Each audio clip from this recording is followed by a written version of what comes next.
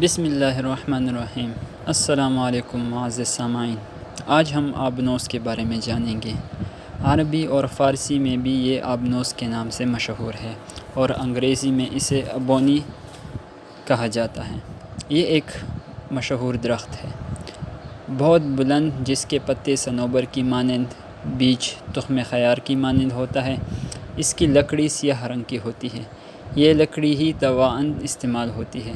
ذائقہ: پھیکا، قدر تلخی مائل، رنگ سیاہ، مقدار خوراک 5 ماشا سے 7 ماشا۔ مزاج: گرم خشک، دوسرے درجے میں، بجوہر قابض۔ مصلح: شہد۔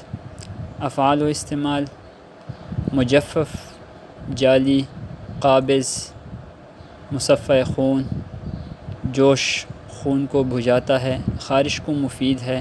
اس کی لکڑی کا برادہ چھڑکنے سے سیلان کو روکتا ہے، زخموں کو بھر دیتا ہے۔ سونف کے پانی میں گھس کر آنکھوں میں ڈالنا رتوندی اور جالا کو مفید ہے۔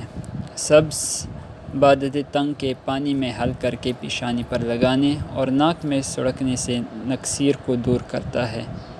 یہ غیر سمی ہے۔